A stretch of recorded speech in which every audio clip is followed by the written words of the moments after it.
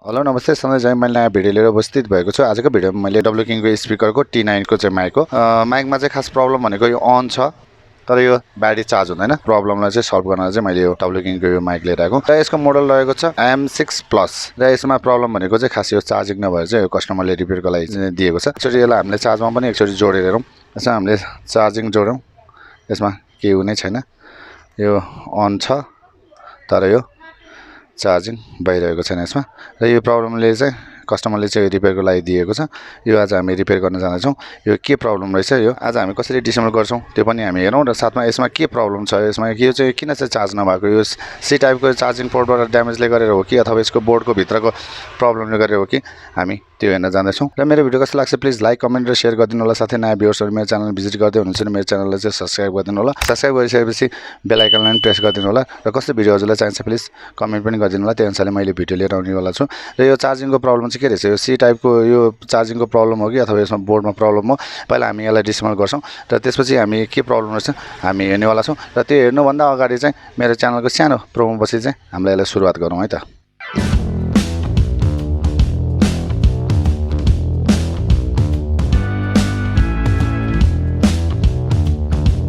अब यसलाई हामीले पहिला सुरु डिसेम्बल गर्नु पर्यो।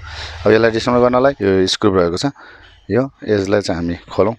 यसको लागि मैले लिएको छु T8 जुन यो स्टार यो लिएको छु र यसलाई खोलौँ। पहिला यसलाई अफ गरौँ, यो अफ गऱ्यौँ। अफ गरिसकेपछि यसलाई हामी खोलौँ। यो अन छ तर यो चार्जिङ भएको छैन।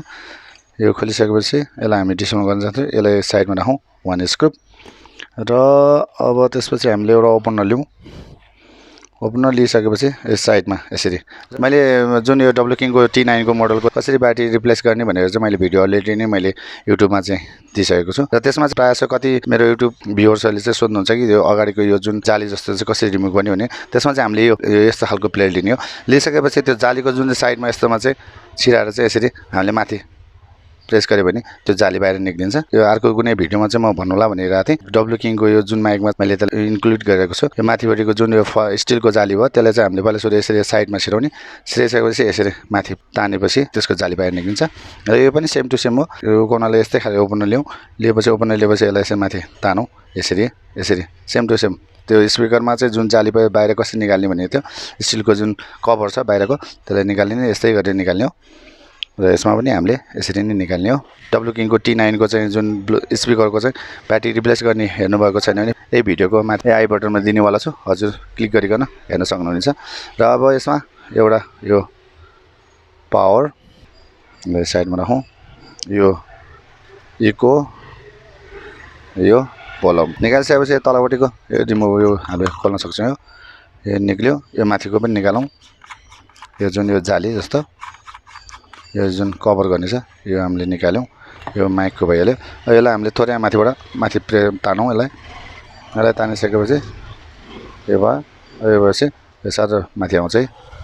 यसरी चाहिँ हामीले यो डिसेम्बल गर्न सक्छौँ यसरी इजी तरिकाले। 4 स्क्रु छ, यो 4 स्क्रु प्लसमा हो। यसलाई हामीले प्लस स्क्रुड्राइभरले खोल्न सक्छौँ। यो जुन माथिको चाहिँ यो T8 मा छ, यो स्टारमा रहेको छ। अब हामी यो खोलौँ। स्क्रुप खोल्यौँ। खोलिसकेपछि यो माथिको कभरलाई पनि निकालौँ। यसरी कभर निक्ल्यो। यसरी चाहिँ हामीले यसलाई डिसेम्बल गर्न सक्छौँ इजी तरिकाले। अब यो सी टाइपमा चार्जिङ पोर्ट भइहाल्यो। अब यसमा हेर्दाखेरि ड्यामेज भएको जस्तो छ। यो यसमा पहिला सुरु यो जुन यसको चार्जिङ पोर्टमा भोल्टेज आएको छैन, पहिला एकचोटि त्यो पनि चेक गरौँ। 20 मा राखौँ। अब यसलाई एकचोटि हेरौँ। यो हामी एउटा ग्राउन्डमा राखौँ। यसको चार्जिङको सेकेन्डमा भोल्टेज आएको छ, यो ठिक छ। यो यता आएको छैन। अब यसलाई हामी यसको पिन हेरौँ। यसलाई एकचोटि बाहिर निकालौँ।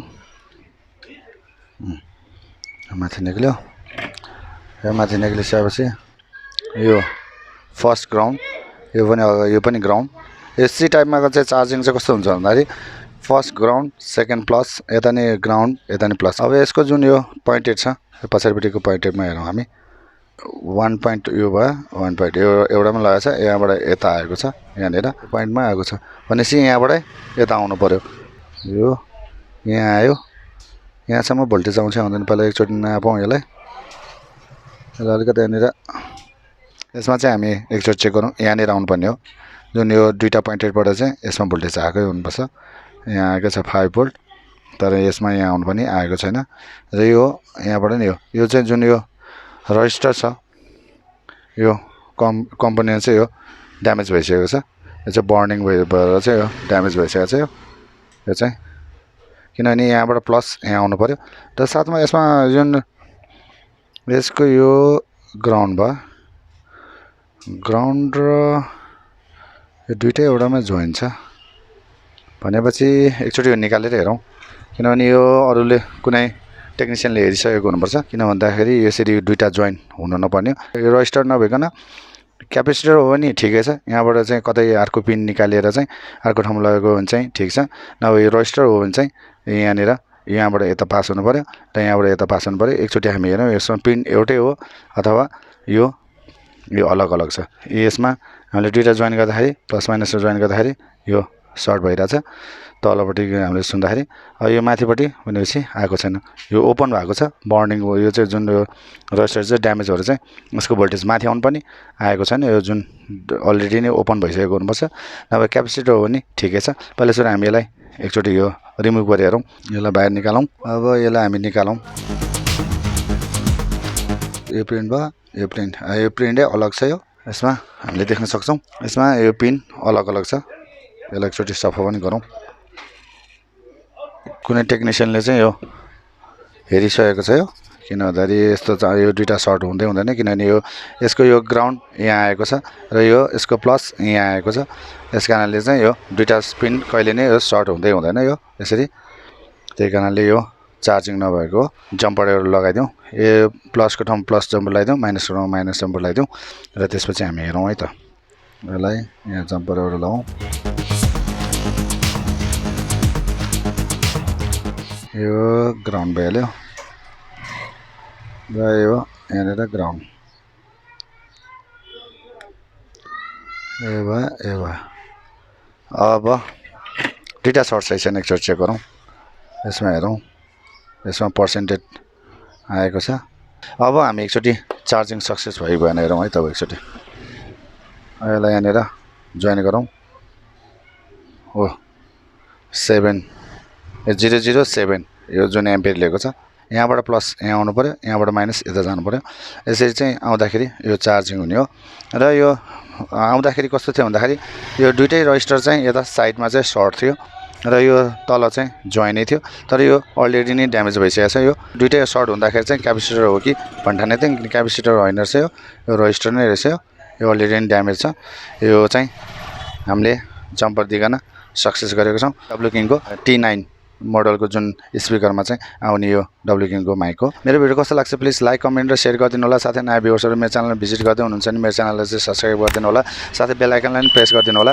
र कस्तो भिडियो हजुरलाई चाहिन्छ प्लिज कमेन्ट पनि गरिदिनु होला यो चाहिँ जुन डब्लु किङको जुन यो T9 मोडलको चाहिँ जुन ब्लुटुथ स्पिकरको चाहिँ यो माइक यसमा चाहिँ प्रब्लम यो चार्जिङ नहुने प्रब्लम थियो चेक गरिकन यसलाई रिपेयर सक्सेस गरेको छौँ भन्दै अर्को भिडियोमा चाँडो भेट्ने बाचा गर्दै यो भिडियोबाट चाहिँ म बिदा लिन चाहन्छु